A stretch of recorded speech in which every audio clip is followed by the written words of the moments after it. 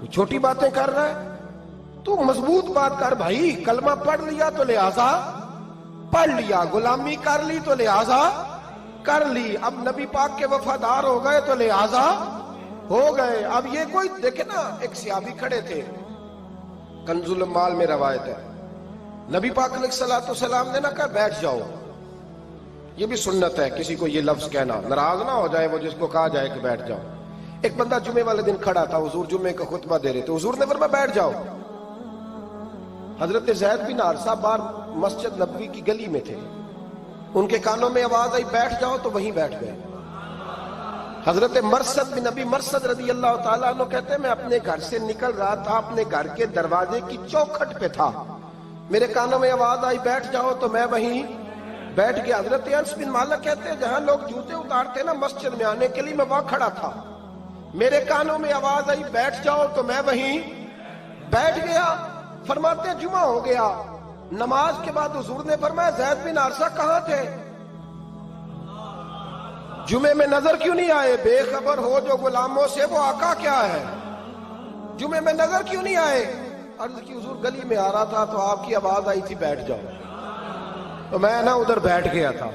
تو حضور نے رخ پھیرا، فرمایا مرثد تم کہاں تھے؟ حضور میں گھر سے نکل رہا تھا، ابھی چوکھٹ پہ تھا تو آواز آئی بیٹھ جاؤ تو سوڑیا میں وہیں بیٹھ گیا۔ انس بن مالک تم کہاں تھے؟ عرض کی سوڑیا جہاں ساری دنیا جوتے اتارتی ہے نا، جوتے لوگوں کے جوتے، میں نا جوتوں میں ہی بیٹھ گیا۔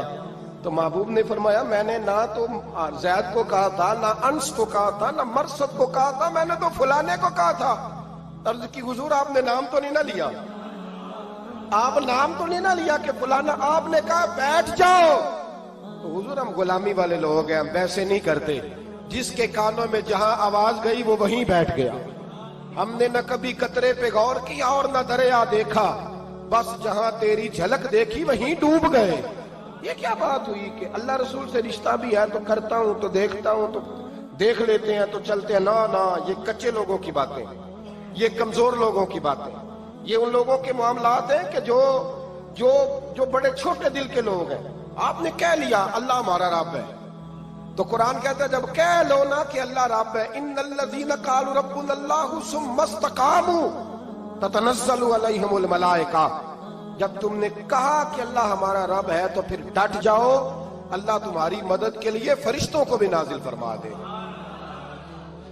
حضرت ابو ذر غفاری کلمہ پڑھنے آئے، حضور صلی اللہ علیہ وسلم نے بڑی ساری نصیحتیں فرمائی۔ ایک نصیحت حضور نے فرمائی، ابو سر ادھر دیکھنا میرے یارو میری طرف، ایک نصیحت حضور نے یہ فرمائی، فرمایا ابو سر لوگ نا تجھے میرا نام لے لے کے تانے دیں گے کہ تو بھی ان کا ہو گیا ہے، جے کر یار دے نام دا ملے میڑا۔ ہاں لوگ تجھے تانے دیں گے، کہیں گے اب تو بھی ان کا ہو گیا ہے، تو بھی اپنے باپ دادا کا دین چھوڑ گیا ہے۔ تو کہا کہ ملامت جب لوگ تجھے کرے نا تو ملامت کرنے والوں کی پرواہ نہ کرنا، تانا دینے والوں کی پرواہ، تانے بڑے مزیدار ہوتے ہیں، آپ یقین کریں، تانے بڑے مزیدار ہوتے ہیں، بڑے شاندار ہوتے ہیں تانے، اور ان میں نا کئی دفعہ بڑا چسکا ہوتا ہے۔ کبھی کبھی کچھ باتیں یاد آتی ہیں کہ فلاں بندے نے فلاں موقع پہ فلاں بات کی تھی، کبھی کبھی یاد آتی ہے اور دل بھی کرتا ہے اس کو یاد کرائیں، پھر خیال آتا ہے کہ یہ بات نہ کرتا تو شاید اللہ اتنا اونچا اڑنے کا موقع ہی نہ دیتا۔ تندی یہ بات مخالف سے نہ گھبرا اے عقاب، یہ تو چلتی ہے تجھے اونچا اڑانے کے لیے۔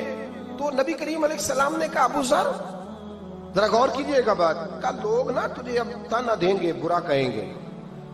اب تو جو دین قبول نماز پڑھتا ہے لوگ شاباش دیتے ہیں، تبلیغ کرتا ہے لوگ، اس زمانے میں تو تانے ملتے تھے، لوگ تانے دیں گے، ذرا خیال کرنا۔ کہا یا رسول اللہ بس وعدہ ہو گیا، دے لے جس نے جتنا تانا دینا ہے، دے لے، ختم ہو گئی بات۔ حضرت ابو ذر نا یہ اس وقت صحابہ چھپ چھپ کے نمازیں پڑھتے تھے حضرت زید بن ارقم کے گھر میں، دار ارقم، وہاں سے باہر نکلنے لگے نا کلمہ پڑھ کے حضور سے وعدہ کر کے، تو دروازے پہ گئے تو ایک صحابی نے کہا کہ ابو ذر ابھی باہر جا کے بتانا نا کہ میں مسلمان ہو گیا ہوں، ایک تو لوگ تمہیں تانے دیں گے اور دوسرا ہو سکتا ہے مارے بھی، باہر جا کے بتانا نا ورنہ لوگ نا برا کہیں گے۔